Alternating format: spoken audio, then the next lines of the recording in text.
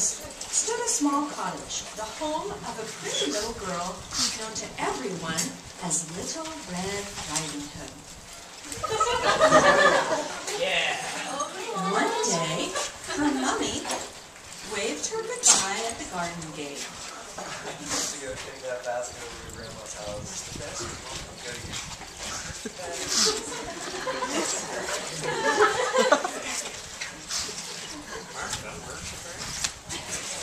Little Red Riding Hood kissed her mother and ran off. Full of good intentions, the little girl made her way through the wood, but she was soon to forget her mother's wise words, to run all the way to Grandma's. Oh, look, strawberries!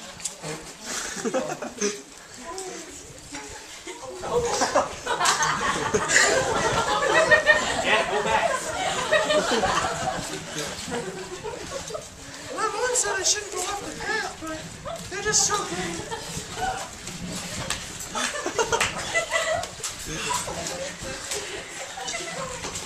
The red fruit peeped invitingly through the leaves in the grassy glade, and Little Red Riding Hood ran back and forth, popping strawberries into her mouth. Suddenly, she remembered her mother, her promise, Grandma, and the basket, and she hurried back towards the path.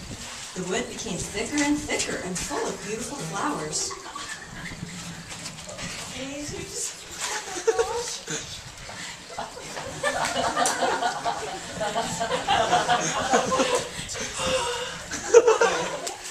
Thinking of Grandma, she picked a large bunch of flowers.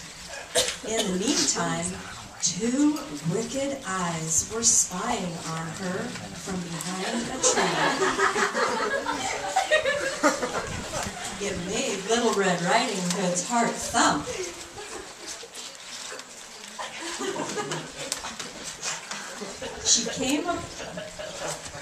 The wolf came upon her and in a gruff voice said, Where are you going? I'm going to take my grandma these cakes. She has a hot plague. She's really sick. Your grandma? Does she live alone? Yes.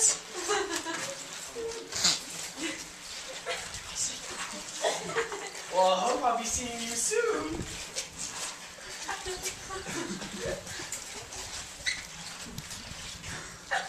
And Little Red Riding Hood, faint from her talk with the wolf, kept along the path. But alas, the wolf was faster. And at last the wolf reached the cottage door and rapped on it. Is that the voice No, Grandma. It's Little Red Riding Hood delivering you a basket of cakes and flowers.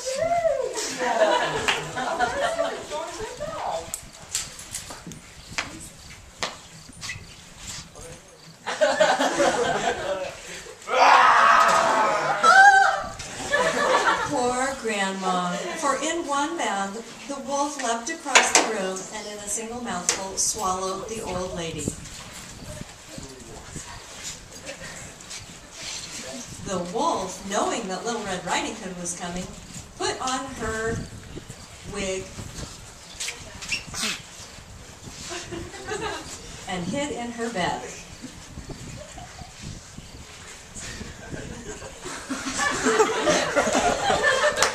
And hid in her bed.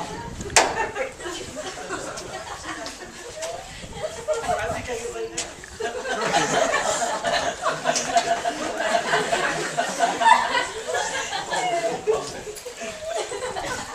And then Little Red Riding Hood was again upon the cottage and rapped at the door. Come in! Grandma, I got your cakes for you.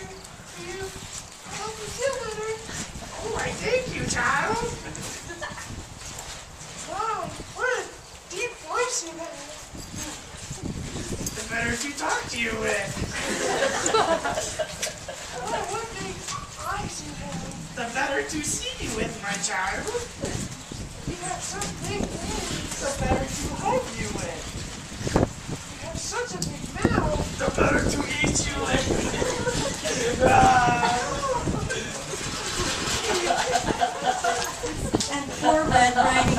was gobbled up too.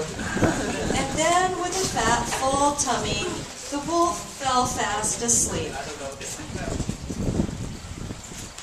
In the meantime, a hunter had emerged from the wood. And on noticing the cottage, he decided to stop and ask for a drink. I just noticed a cottage. I'll ask for a drink. He had spent a lot of time trying to catch a large wolf that had been terrorizing the neighborhood. The hunter could hear a strange whistling sound. It seemed to be coming from inside the cottage. I hear a strange whistling sound. It's coming from the cottage. He peered through the window and saw the large wolf, himself with a fat, full tummy, snoring away in Grandma's bed. This town ain't big enough for the two of us. Without making a sound, the hunter carefully loaded his gun and gently opened the window. He pointed the barrel straight at the wolf's head and...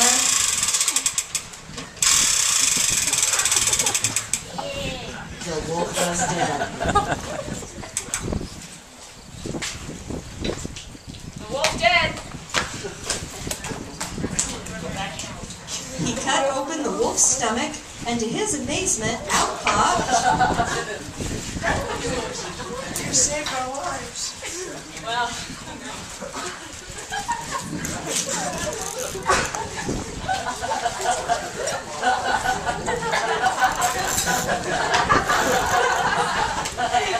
He had arrived just in time to save the grandma and Little Red Riding Hood. The hunter told Little Red Riding Hood, "The big bad wolf is dead and gone, and there is no danger on the path anymore."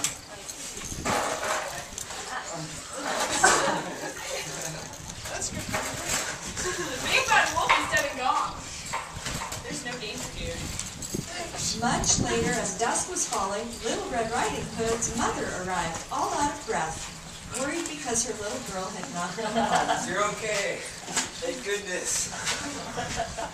Mommy, there was a big bad wolf, and he tried to eat me and Grandma, and then this guy, he came and killed it, and put his stomach open, and now we're back. Yeah. And the mother was so grateful that she burst into tears of joy.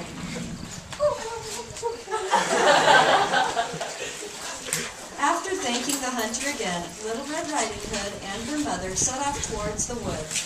As they walked quickly through the trees, the little girl told her mother,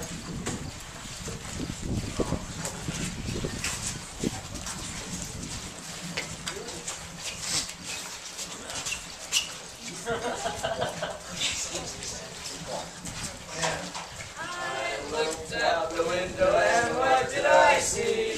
Strawberries and flowers trying to tempt me.